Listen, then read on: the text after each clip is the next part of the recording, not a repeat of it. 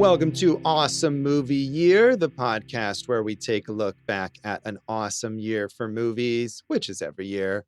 My name is Josh Bell, film critic and writer, and I'm joined by my co-host. I'm Jason Harris, filmmaker, comedian.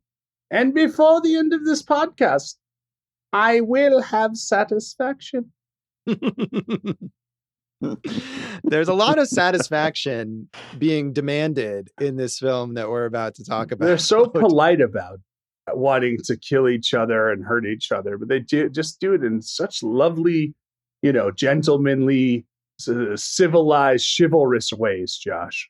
They do. That is kind of the key element here of this veneer of civility that masks a lot of violence and viciousness.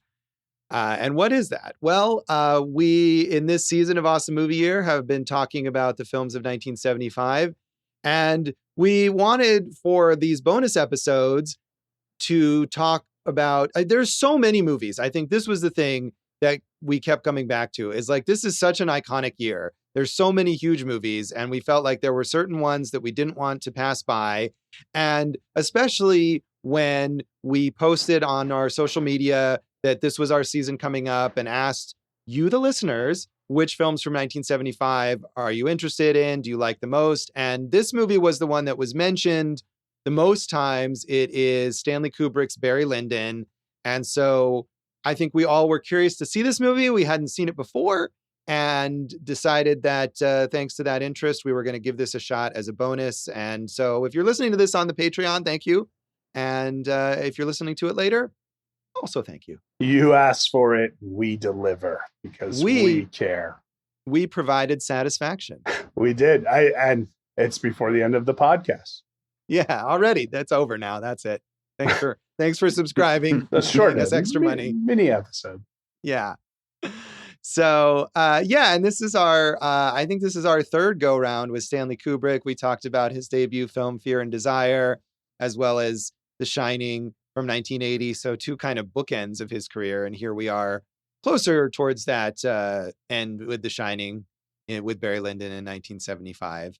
And this is a movie that I think we actually maybe mentioned on The Shining because there was sort of a mixed response to this film, that he ended up deciding to do something more populist when he went to do The Shining and adapt a Stephen King novel. I mean, it still made money, this movie. Yes. And with all Kubrick movies, right, they're always being reassessed and and later people are like, oh yeah, he was right. He's a genius. We're done for doubting him. Indeed. Yeah. And looking at this, it didn't seem to me like it was exactly a failure. It grossed $31.5 million on its budget of $11 million. So, I mean, that's not a huge bump, but it's not a huge failure either. It was nominated for 7 Oscars, including Best Picture, Best Director for Stanley Kubrick, Best Adapted Screenplay, also for Kubrick, who adapted the novel by William Makepeace Thackeray. It won 4 of those Oscars for art direction, costume design, cinematography, and for the score. So it certainly was high profile in that sense. And, one of the more notable movies of 1975. It's a Kubrick movie. It's got to be notable. Come on, man. Right.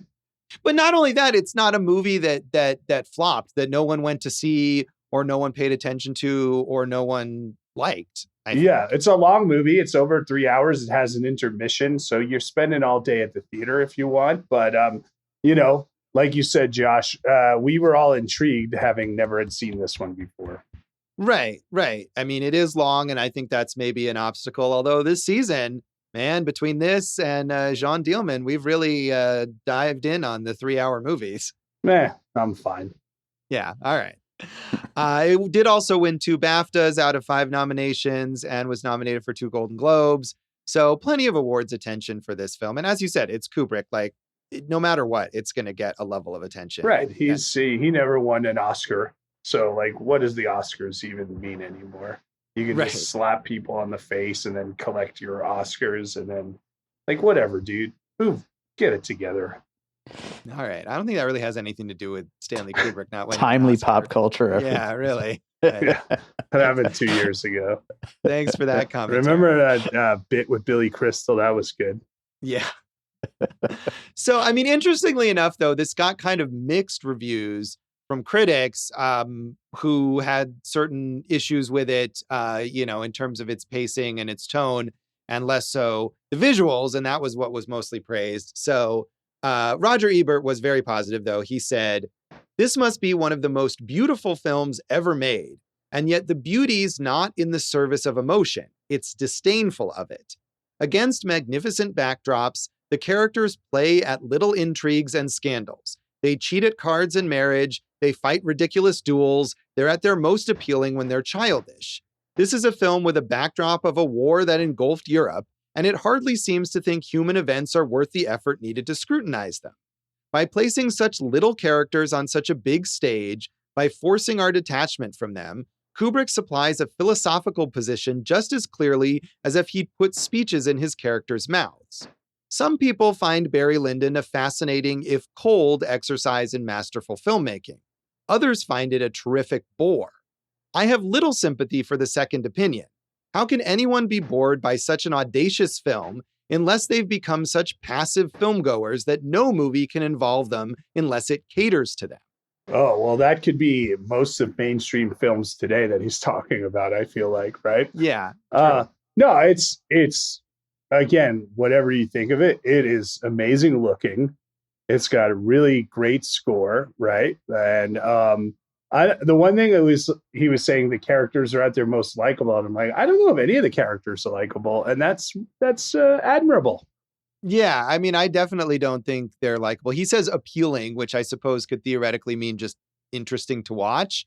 But yeah, I mean, I have to admit that I am one of these people who I was bored at a certain point. I got bored with Yeah, this. well, Ebert just took it to you, didn't he? He did, and I'll take it. Maybe you need to be spoon-fed more of your mass media consumption, Josh. Yeah, I think I do. So honestly, I might have been more bored at times during this movie than I was in Jean Dielman. Oh, shots fired. Barry Lyndon versus Jean Dielman. Maybe those two should hook up. Yeah, they should hook up or have a duel or both. I don't know. What kind of crossover have we envisioned here? He might be trying to shoot while she's trying to stab. And we know he has a penchant for the ladies, and she'll take some money to do the sex with the men. I feel like after John Dielman, this will be the next one in our series of John Dielman sequels. Yeah, Barry Lyndon versus John Dielman. Yeah, it's like Alien versus Predator. It is just like Alien versus Predator. Really the same thing. So who doesn't want to? I feel like we have to bring this project to fruition. Barry Lyndon versus John Dielman. Like, I want to write that right now. I look forward to reading that. You're co-writing it. I can't wait. Vincent Canby in the New York Times said, "Barry Lyndon, Stanley Kubrick's handsome, assured screen adaptation of William Makepeace Thackeray's first novel, is so long and leisurely, so panoramic in its narrative scope, that it's as much an environment as it is a conventional film. Its austerity of purpose defines it as a costume movie unlike any other you've seen. One of Mr. Kubrick's boldest decisions was to make the film as beautiful as it is. Good movies should not be too beautiful. It's thought to be distracting, if not a substitute for content. Yet the John Alcott camera work, which transforms scene after scene into something that suggests a Gainsborough or a Watteau, has the function of setting us apart from Barry's adventures, rather than tricking us into involvement." How many times, Josh, have you been to the movie theater or watched a film and thought to yourself, this movie would have been much better if it wasn't so beautiful? Yeah. I mean, I think the theoretical idea here is that you could say that this movie is style over substance, that it's focused more on the images than it is on the story or the characters, which I don't think is the case, as maybe despite the fact that I might have been bored, it doesn't seem to me that Kubrick isn't paying attention to the narrative. Yeah, I agree. This guy, what is he? He's like one of these Wes Anderson haters all of a sudden. Well, I do hate Wes Anderson, but that's a whole separate podcast that we've already done. A few times, I think. Yes, indeed. So on the more negative end of things, Charles Champlin in the Los Angeles Times said, "Stanley Kubrick's Barry Lyndon is the motion picture equivalent of one of those very large, very heavy, very expensive, very elegant, and very dull books that exist solely to be seen on coffee tables. It is ravishingly beautiful and incredibly tedious in about equal doses. A selection of salon-quality still photographs, as often as not very still indeed. Barry Lyndon is said to have taken 300 shooting days, and the patient craftsmanship, precisely the right tree, field, vista, wall, trench, farmhouse, townhouse, castle, chateau, the thousands of extras in precisely the right period costumes, everything seen in precisely the right light of day or night, is discernible in every frame. It is only that it is not enough. Oh, there was no more. Well, there was more, but that was the excerpt I'm just kidding. that I used. So, Josh, I have to say that I feel like they're missing the point. You can't just say the visuals are one thing, but it's not part of the actual film. Like, they seem to be separating the visuals from the content of the film, but clearly the visuals here are of utmost importance to what he's trying to convey in the film.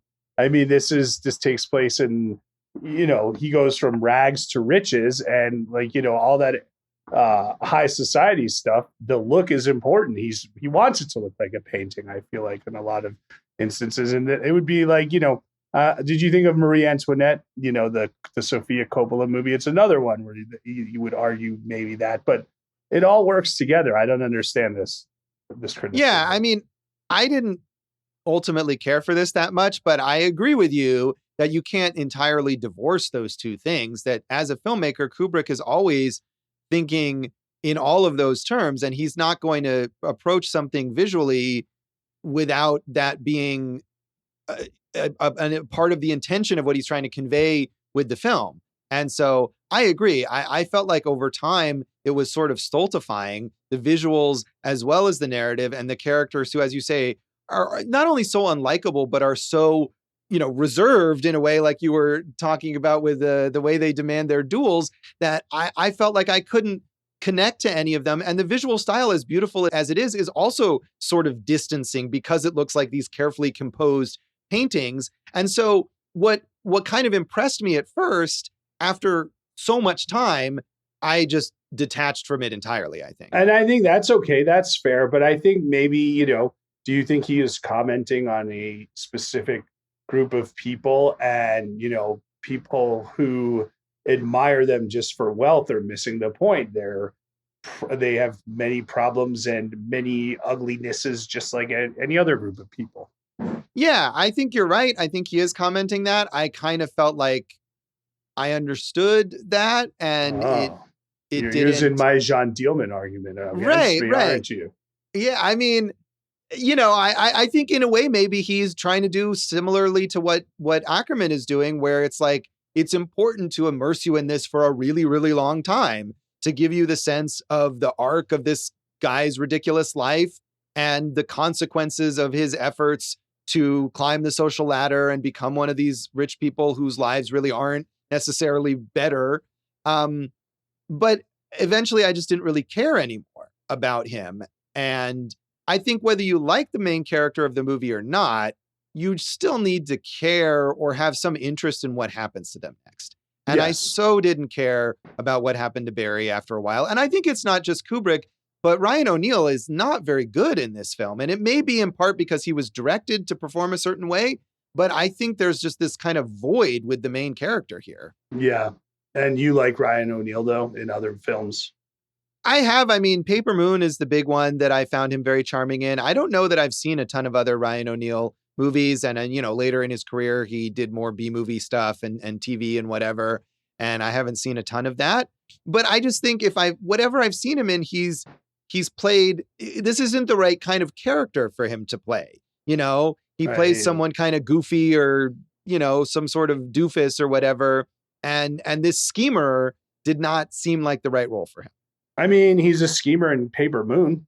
I guess so, but he's more of like a jovial, like, I don't know. It just seemed like not quite the personality that he's able to convey. All right. And I mean, maybe that's Kubrick, just like he's shooting in a certain way and he's structuring the movie in a certain way. He may have directed the performers to be more subdued to kind of capture the tone of this. I mean, it's interesting with Ryan O'Neal because I think they said to get financing, Kubrick needed to cast a top 10 box office star. And O'Neal had like 1 year on that list, maybe 2. And that's how he got cast in the film. But yes, he's you would not think of like a typical Kubrick star as Ryan O'Neal. Right. And I think with Kubrick, maybe that was important for financing, but he's also the kind of filmmaker who's not going to compromise on something like that if he doesn't feel like it's the right decision for his film. Well, yes, he's known to fire actors quite often. Right. Or whatever it is, he's not going to change his approach in any particular way because of box office considerations. That's just not something. And nor should he, Josh. He had quite a run. I know. I agree. I'm just saying that like Ryan O'Neal's casting is something that would have been fully, that Kubrick would have been fully on board. Well, he made the movie, so I agree. Yes. So as we said, none of us had seen this film before. And I feel like this is, it is, Jason, you're right, reassessed as more of a classic, but I feel like it's still lower down on the list of like the major Kubrick films. I wonder because like a lot of filmmakers love this movie. Scorsese says it's his favorite Kubrick film. I know Kurosawa's a fan from my personal conversations with him. Lars von Trier. I mean, like I said, you can see it in like Sofia Coppola. I think obviously Wes Anderson, very influenced by this film as well. Right. Yeah. So, I mean, maybe in a certain circle, it has that reputation, but I feel like in a more mainstream or even just in a film fan kind of circle, you get through 2001 and A Clockwork Orange and The Shining and Spartacus and, a lot of big major films before you get down to this in terms of his most notable works. I guess, Josh, you're the man of the people, I suppose. So I'm definitely not. So, Dave, was this one of the Kubricks that you were, most wanting to see? Yeah, it really was because it's come up on Piecing It Together quite a few times. Jason was just listing off some of those filmmakers who have been inspired by this movie. And so, yeah, a bunch of my guests have brought it up before. So it's been on my list for a while. And now you can bring it up in a future episode. I will do that. We hope you do that. So, Jason, anything else you want to mention about the background of this film? Josh, have you ever read anything else by Mr. Thackeray? I have not read anything. I mean, the most famous novel of his, of course, is Vanity Fair. And I've seen at least one movie version. I think actually I've seen 2 movie versions of Vanity Fair, but I never actually read the book. Yeah. So, no. I think Kubrick was originally planning on on filming Vanity Fair, but then moved over to this one. And I wanted to say, we keep talking about the look. What do you know about the artist William Hogarth, Josh? That his name is William Hogarth and he is an artist. The word on the street, and these things get talked about on the street a lot, Josh, is that the look of this was very much inspired by these Hogarth paintings. And, some really cool stuff to get us there using natural light, candlelight, and, keeping it as real as possible. Right. Yeah. The shooting with only candlelight was something that they had to, I think, experiment with a lot of different kinds of lenses and stuff in order to get the right look and to actually be able to illuminate a scene that way and have you be able to see the actors. So I think that's important. But yeah, I would imagine other painters. I mean, Vincent Canby in his review mentions Gainsborough and Watteau, who I've also not heard of, but I assume those must be painters from this same time period as well. Not Serge Gainsborough. No. Serge Gainsbourg, I think, is, not him. Maybe in a future episode, we'll talk about him. So when we get to some sexy French movies. Totally, like Jean Dielman. We will come Which back. Which is not French. No, that's true. It was in French, but it's Belgian. I know. We'll come back in a moment and talk more of our general thoughts on Barry Lyndon.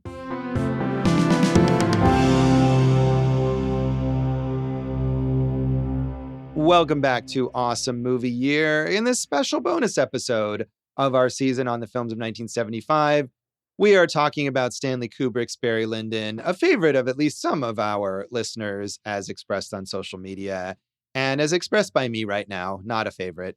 But Jason, I think you like this more than I did. I did. I mean, look, we're all Kubrick fans. How could you not be? So I think I was more intrigued. I can understand how you could be tired of it, and it can be exhausting, but he's always just so interesting with what he's doing. It's tough not to want to continue along on the ride, which in this case was over 3 hours.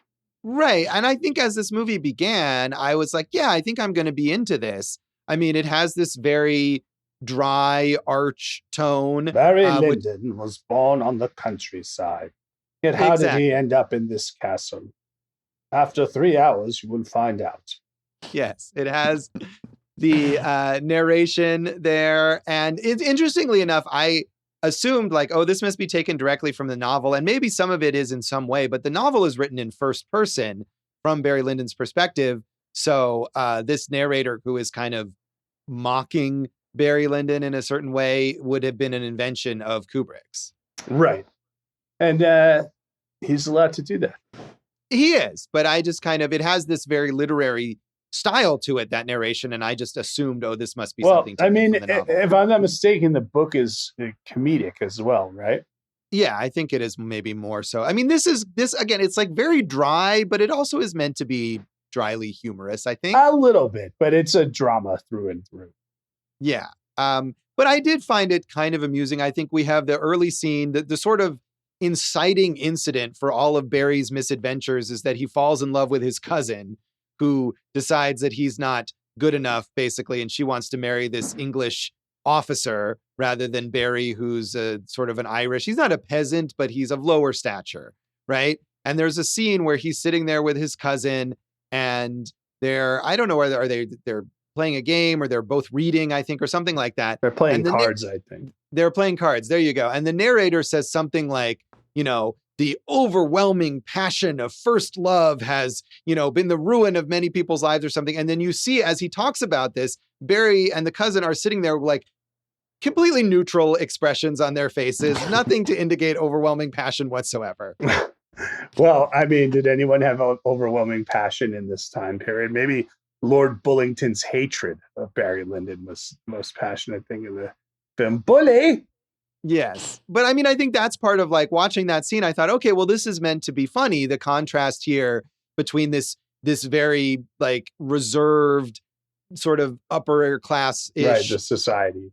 Right. Versus the passions that they're theoretically feeling. And Barry is in love with his cousin, right? I mean, that's a genuine thing. And he goes to great lengths to express that love, including asking for satisfaction with this English officer who she plans to marry. So I think we're meant to believe that he really is in love. I thought so. And I mean, the way that plays out with the officer and also the way down the line it plays out when Lyndon's cohort is kicked out of the country.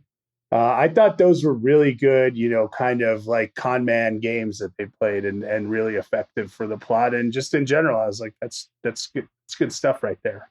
Yeah. And of course, in one, Barry is the person being played, right? He thinks he has killed this officer in a duel when actually they've switched out the bullets in the gun for some sort of harmless, I don't know, like fabric or something like that. And the guy is fine. And then later on with that cohort of his. The Chevalier de Baliberi. Exactly. That guy who is a sort of an Irish roustabout. Yeah. Right. Of the same class as Barry. And they're both from Ireland. And that's why they kind of bond. And then Barry is in on it. He's part of planning this scheme to get them both out of the country and get Barry out of his military service obligations and allow them to travel around swindling people at cards.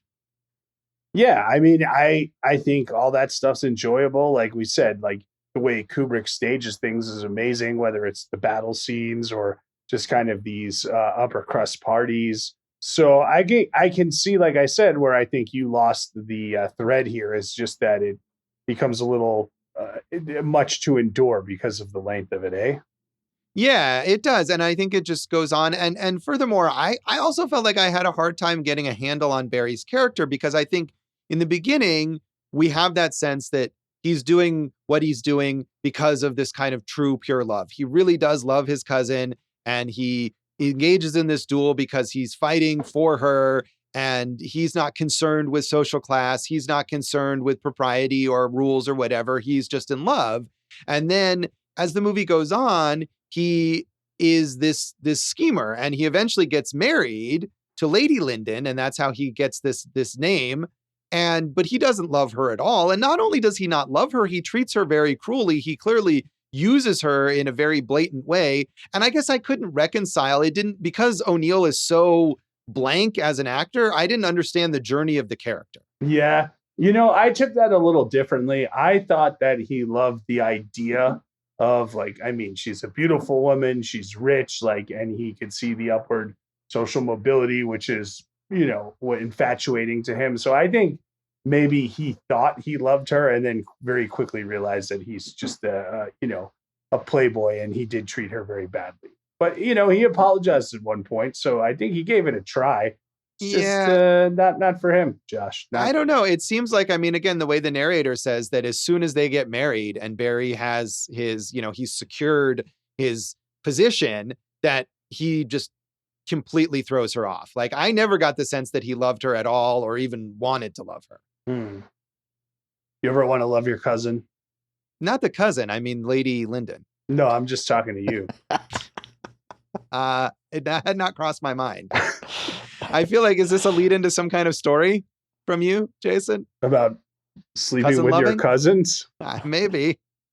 I don't know enough of your cousins, I don't think. No, I meant your cousins, but sure, you could. Which of my cousins should I sleep with? I don't know your cousins either. I feel like this is really beyond what we were talking about. But no, I mean, I think this is the thing, is that I felt like he really did love the cousin. He really did not love Lady Lyndon. And the sort of disconnect there made it hard for me to understand what kind of person this is. Yeah, I think, again, right, when he is chasing the cousin, even she says, "You're a boy, Barry," and he's young and doesn't understand the ways of this world. And then he gets burned by his own family because they want upward mobility. So then throughout the rest of the movie, it becomes this recurring theme of everything that he does is to get to upward mobility, including the point after he marries Lady Lyndon, when his mom comes to visit and he's like, she says, "You have to become a noble. You have to get a title for yourself, because if she divorces you, you'll be penniless again." So that's his motivation for everything. It's all about climbing the ladder here, baby. Right. Greed is good. Yes. And it all worked out for Barry Lyndon, right? It did. Yeah. Everything was great. It worked out. He gets a better end in the movie than he does in the novel, apparently. So what happens in the novel? He dies of alcoholism-related complications in prison. So turned out slightly better for him in the movie. Yeah, he gets an allowance from Bully, Lord Bullington. Yes. It cost him a leg, literally, but otherwise, I felt. How about the scene where Bully interrupts the party where Lady Lyndon's playing the piano and he gets the younger kid to clog in these like very loud shoes, and he tells this like upper crust society just how bad of a stepfather Barry Lyndon is, and Barry Lyndon just beats the crap out of him. That was pretty brutal, that beating that he gives him. It was, and I felt like the point of that scene was to show maybe that as much as Barry is striving for this upward mobility, he's still this sort of like Irish thug at heart, because of course the consequences of that are he then loses all these connections that he was trying to make, that he was spending all this money that he didn't really have in order to make these connections to get his title. And you get the sense that maybe if he had just restrained himself as Bully was insulting him, he might have maintained the position that he was in. That is literally exactly what I got out of it. I didn't just get the sense there, but yeah, that Bully was setting him up, wanting him to take those shots so he could kick him out of, that kind of world, and it worked. Yes, it did. So yeah, I mean, I think also just this movie goes on for so long and it's kind of episodic. And so it's hard to sort of latch on to one particular like ally for Barry or a particular adversary. I mean, he's in one, he starts out, he's in the British Army. and he has this officer who is trying to help him out. And then it's like Grogan, I think is his name. I think so. Yeah, I'm not sure, but the guy who is trying to help him out, and then he ends up dead, that guy. And then Barry ends up in the Prussian army, and he has another guy who's sort of helping him, but sort of exploiting him, Pottsdorf. Yeah. And, and then he weasels out of that. And then he's got the Chevalier who's helping him. And then he leaves the Chevalier to be married to Lady Lyndon. And none of these people really ever come back once we stop seeing them. Even the cousin, I waited the whole movie for that to kind of come full circle and for the cousin to come back, and she never does. Well, I can understand your point, but at the same time, maybe, Barry Lyndon is the through line in all these other people's stories. Right. So maybe it's not Barry Lyndon, the titular character, who the movie's really about. It's about all the satellites around Barry Lyndon, whose name isn't even Barry Lyndon. It's Redmond Barry. Right. He appropriates that name from Lady Lyndon in a way that generally does not happen via marriage in that era or even now. Yeah. So I think I figured out the movie one for me, and I'll take on another Kubrick movie soon. Yeah. I mean, I think you're not wrong about that, but I think in order for that to really work for me, I'd have to understand and care about those characters more than I did. And, as much as it doesn't necessarily give you insight into Barry's personality, it gives you even less of that insight into those supporting characters. Dave, what did you think?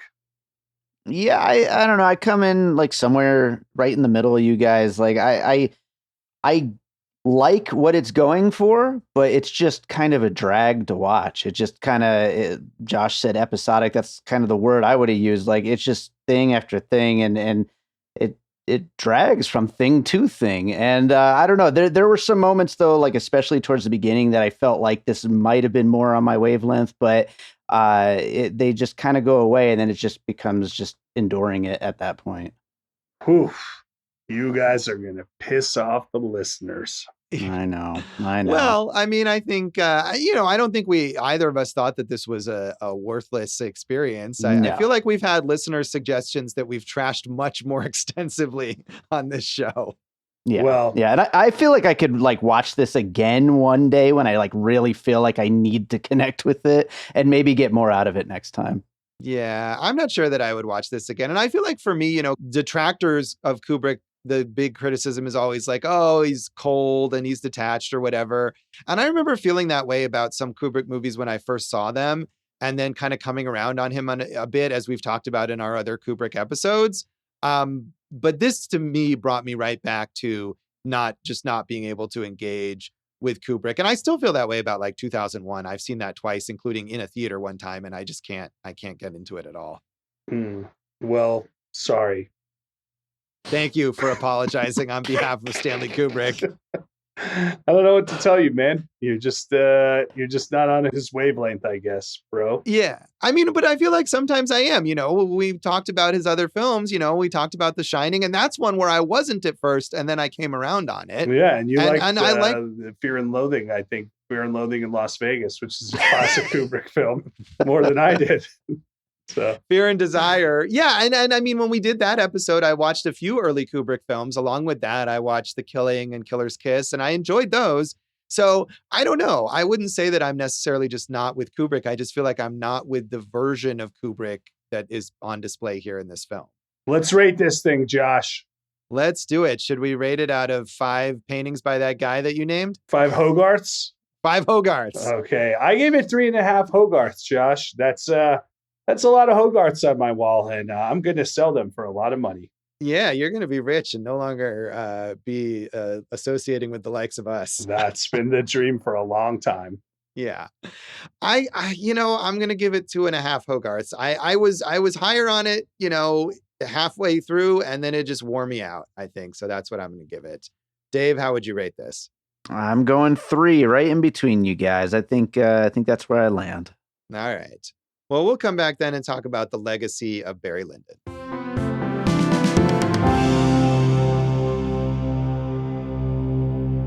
Welcome back to Awesome Movie Year in this special bonus episode of our season on the films of 1975. We are talking about Stanley Kubrick's Barry Lyndon, a favorite, at least of some listeners here, and a favorite of a lot of cinephiles, critics, etc. As Jason mentioned, it has been reassessed in a more positive light than maybe it originally was. You know, we've talked about the old Sight and Sound poll a few times here with movies that are really high up on that list. And on the most recent edition in 2022, this was number 45 on that Sight and Sound list of the greatest films of all time. And that was an advancement. It was number 59 in the 2012 poll. So this is a movie that continues to be reassessed even more positively. I'm not going to hold that against Barry Lyndon that it has climbed up further in the Sight and Sound poll. Are you sort of like using that poll as a negative barometer for the film's quality and worthiness? I'm calling bullshit on Sight and Sound. All right. So we have talked about Kubrick again in a few episodes. So I didn't know if we wanted to kind of. I'm going to take over right now, Josh, because I'm going to talk about a different side of Kubrick. Because I've mentioned Lord Bullington multiple times. That was played by Leon Vitali. And I watched the documentary about Leon Vitali called Film Worker, because after this film, after Barry Lyndon, Vitali, who had been a working actor and could have had a career just as a working actor and who's good in this movie, just said, I want to just work for Kubrick. And he became Kubrick's personal assistant. He did everything from video and film transfers to casting to making sure different languages were, different prints in different languages were correct. It's very interesting. He just gave up his whole life to work for Kubrick and be as close to the genius as he could be. And it's just wild that he did that. Yeah, I was curious. We talked about that documentary, and I was curious to see it and didn't have a chance to. But it is a really weird career arc that Leon Vitali had, and he continues to be sort of like the caretaker of not anymore, because he's still away. trying, but of like the Kubrick collections and all these things. And it's not like he just didn't have a life. He had 3 kids, and they were like, yeah, he was always working for Stanley and everything. And he just dedicated, he said he wanted to work with him, but to work for Kubrick is, a 24-hour a day job. And he was just all in on it. Right. Yeah. I mean, and he was leading the charge really on a lot of these like restorations and, later re-releases and things of Kubrick films for, 20 plus years after Kubrick died. I just think it's interesting because he's good. You will agree he's good in this movie. He is. Yeah. I mean, a lot of, as my complaint was, like, a lot of the actors in this film, the supporting actors, they kind of come in and they do a couple things and then they leave and you never see them again. But really, his character is perhaps more consequential than any of these others, because he is the one who really, he takes it upon himself. He dedicates his whole life to bringing down Barry Lyndon. It's just like, and this is a strange comparison, but I'm trying to think of like another young actor who the first time I saw them, like who would go on to have a big career. Like if Shailene Woodley after The Descendants was like, nope, I'm just going to stop acting and just be Alexander Payne's assistant for the rest of my life. It's a very strange move to make. Yeah, it really is. And I mean, he wasn't like super famous necessarily, but yeah, I mean, he's a legit good performer in this film, and he gets a lot of showcase moments in this highly acclaimed movie. You could see this being a boon for his acting career going forward. And I think he did do a bit of acting after this, but not very much. Yeah, I mean, he plays Red Cloak in in Eyes Wide Shut, but we've talked about The Shining. He's the one who was in charge of casting Danny, and he found the 2 twins, the girls. So like, this dude, every interview in that movie, like Matthew Modine's like, yeah, when we did Full Metal Jacket, I probably couldn't have done that without, Leon there. And R. Lee Ermey, he like was his acting coach on it. It's just very, very different path he took here. Yeah, and fascinating. I guess a testament to like this whole like sphere of influence that Kubrick had as this like mythical figure. Almost. Right. I think that is true. And, he kept his circle as tight as he wanted. And I think he was able to be the master of his domain. He was indeed. Yes.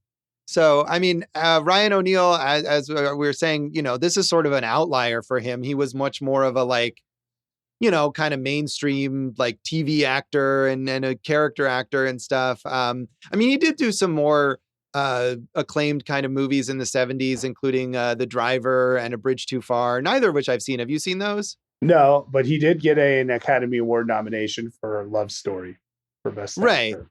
And that, which I have also not seen, but that's another, kind of more mainstream thing. And I do remember really liking Paper Moon. I know you watched it recently and we're not that into it. Yeah, it's fine. And I'm a big Bogdanovich, early Bogdanovich guy. I just didn't love it, but he's good in it. So yeah. I mean, I love that dynamic. And I recently randomly rewatched Zero Effect with Ben Stiller and Bill Pullman, and he's like the villain in that movie, and he pulls it off pretty well. I like that one. Yeah, that is a good one. I mean, he's the most certainly high profile actor in this film.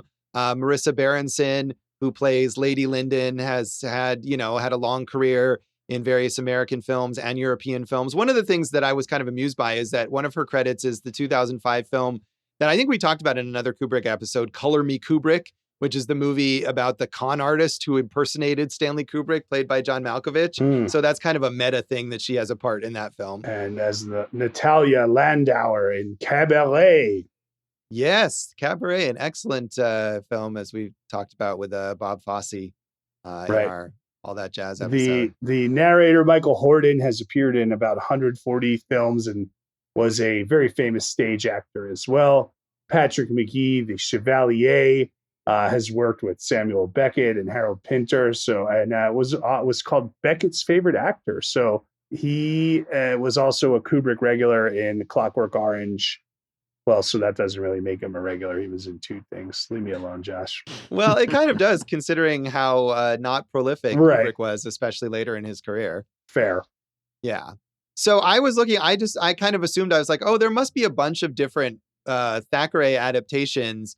And really, like 99% of the adaptations of his work are of Vanity Fair. There are so many versions of that, but no one has decided to tackle Barry Lyndon again. But Vanity Fair, like every few years, there's another one. The one I remember liking is from 2004, directed by Mira Nair, starring Reese Witherspoon. But there's a bunch of versions, including, as you pointed out, Jason, like a TV miniseries that came just before this, which was why Kubrick decided not to do it right on the heels of someone else having adapted. Well, that just leaves the space open for Barry Lyndon versus Jean Dielman. Yeah, it sure does. I mean, but again, I feel like this source material is ripe for some like streaming miniseries adaptation right now or whatever. I can imagine a Shondaland version of Barry Lyndon. One can only hope. Maybe it'll connect to Bridgerton in some way. Josh, in 1975, when the film was released in December, Stanley Kubrick wrote a letter to projectionists that said, an infinite amount of care was given to the look of Barry Lyndon, the photography, the sets, the costumes, and in the careful color grading and overall lab quality of the prints and the soundtrack. All of this work is now in your hands, and your attention to sharp focus, good sound, and the careful handling of the film will make this effort worthwhile. Yeah, and that's an art that is lost now. As we learned in that movie, the thing, the Italians were the things. Cinema Paradiso. Yeah, that's what you're talking about. As Dave, cut all that stuff. As we learned in Cinema Paradiso, Josh. Right. Yeah. And especially, these days, projectionists, at least in Cinema Paradiso, they were projecting films and they were taking care to do it properly. But projectionist as like a profession doesn't even really exist anymore. Josh, one other interesting thing. This was shot, of course, in 1975 during the Troubles in Ireland, in Northern Ireland. And at one point, someone made a threat telling Kubrick if he didn't leave the country in 24 hours, they would kill him. And he left within 12 hours. Well, that's smart. I feel like, you expect a story like that if it was about some sort of like tough guy filmmaker where the outcome would be like, and he didn't leave and he stayed and made the movie because making movies is, the most important thing. And I'm with Stanley Kubrick. If someone threatens my life, unless I leave somewhere, I am leaving. I don't care. I'm leaving. Saving my life. There you go. Yeah. So anything else you want to mention on the legacy of this film, Jason? No. All right. So that is Barry Lyndon. And that is this episode of Awesome Movie Year. You can check us out online and on social media. We're at Awesome Movie Year on Facebook and Instagram, Awesome Movie Pod on Twitter, awesomemovieyear.com. And of course, there's also eatthiscomedy.com. There's also Eat This Comedy on the socials, or Jason Harris Comedy, or Jay Harris Comedy on the socials. Go for Jason on Letterboxd, where you can one day rate Barry Lyndon versus Jean Dielman. I can't wait to see that on a list, a Letterboxd list, along with like Alien versus Predator and Godzilla versus Kong and Barry Lyndon versus Jean Dielman. It's going to be great. Some old stuff from me at joshbellhateseverything.com. I'm also at Josh Bell Hates Everything on Facebook, at Signal Bleed on Twitter, and at Signal Bleed on Letterboxd. And you can listen to our producer, David Rosen's awesome podcast, Piecing It Together. Check out Piecing It Together wherever you listen to podcasts. Follow us on social media at Piecing Pod, and check out my Letterboxd by David Rosen. And thank terrible. Yeah, Jason, Thanks, Jason. Always trashing Dave's ratings of current films, like in multiple episodes this season. Again, thank you to everyone who's signed up for the By David Rosen Patreon. If you're listening to this episode there, if you're listening to this later, sign up. Patreon.com/By David Rosen. Is that That's it? it. That is the one. I should know. Sign up there for bonus episodes from us, for bonus and early release episodes from Piecing It Together, some awesome stuff from Dave's music career, and many weird challenges that we promised to do over time if we got more subscribers. So we'll get to them eventually. I want to do these challenges, so sign up, you dummies. Yes, indeed. Check us out on there, and thanks for listening to Awesome Movie Year. Thank you for listening to Awesome Movie Year. Make sure to follow Awesome Movie Year on Facebook, at Awesome Movie Pod on Twitter, and at Awesome Movie Year on Instagram. And if you like the show, review us and rate us with 5 stars on Apple Podcasts.